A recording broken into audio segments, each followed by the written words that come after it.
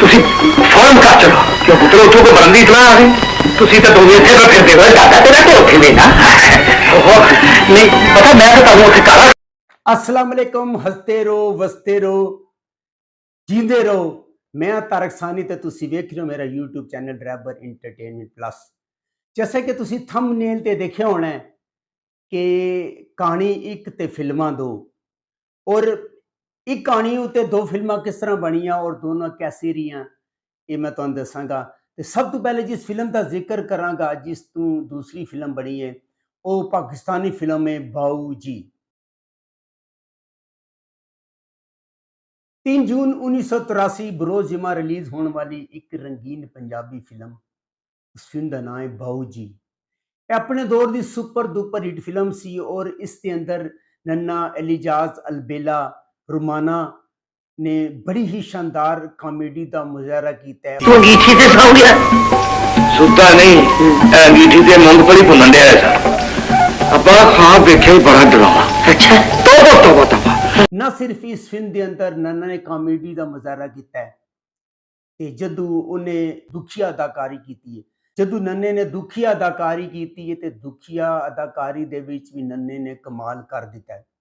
नन्ने अली जात और मुमताज की अच्छी कारकर्दगी की वजह तो, अच्छी एक्टिंग की वजह तो ये अपने दौर की सुपर डुपर हिट फिल्म सी। इस फिल्म के जोड़े डायरैक्टर सन हसनैन सन और बशीर नियाज ने इस फिल्म को लिखा सी और ये 1983 की सुपर डुपर हिट फिल्म सी। और इस फिल्म के अंदर एक गाना जिहड़ा कि बहुत ही दौर ही बहुत ही हिट होया और बड़ा ही वजिया, वो गाना सी आंदियां नसीबां नाल ए घड़ियां तेरे सेरे नूं सजाया ला के फुल चढ़ियां। आंदियां नसीबां नाल ए घड़ियां आंदियां नसीबां नाल ए घड़ियां अपने दौर का बड़ा ही सुपर हिट गाना सी और बड़ा ही कमाल गाना सी।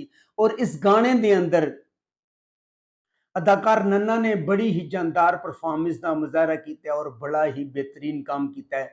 और यह जी फिल्म है ये बेसिक मरासियों की कहानी होती है कि एक दूसरे जुगतबाजी करते हैं और बड़ी जबरदस्त कॉमेडी का मुजाहरा किया गया और बड़ी कामयाब फिल्म है। इस फिल्म की कामयाबी वेखते हुए इस फिल्म को इंडिया में बनाने का ऐलान किया गया है। और जो इकबाल डेलोन प्रोड्यूसर थे, इकबाल डेलोन जो इंडिया के प्रोड्यूसर सी पंजाबी, उसने इस फिल्म को इंडिया के बनाने का फैसला किया और इस फिल्म का नाम जिहड़ा रखा वो पिंड दी कुड़ी। हर वेले मरासियां वाली गल्लां करते रहे हो, अमीर हो के भी। और तेरे वर्गियां औरतां सिनेमा च चिप्स बेचदियां ने, वो भी अखा मार मार के। तेरे वर्गी भी झूठी आइसक्रीम।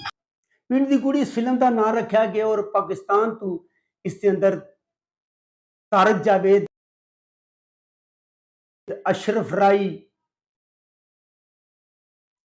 और शीबा भट्ट, और इस फिल्म के अंदर पाकिस्तानी हीरोइन वीना मलिक को बतौर हीरोइन काम दिता गया है। और इस फिल्म के अंदर ना सिर्फ इस फिल्म की कहानी सेम बाऊ जी की कहानी सी, बल्कि जिहड़ा बाऊ जी का मशहूर गाना सी आंदियां नसीबां नाल ए घड़ियां उसनूं भी शामिल किया गया सी।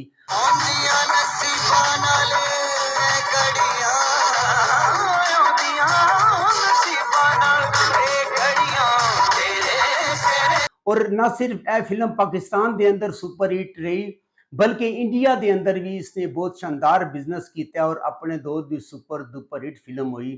पाकिस्तानी जो एक्टर सन तारक जावेद और अशरफ राई ने उस फिल्म के अंदर बड़ा ही जबरदस्त काम किया और ना सिर्फ इत्थे हिट रही बल्कि इंडिया के भी हिट रही। अगर तुहानू मेरी मालूमात अच्छी लगी हो मेरे चैनल को लाइक करो, सबसक्राइब करो, शेयर करो। नेक्स्ट वीडियो तक रब राखा।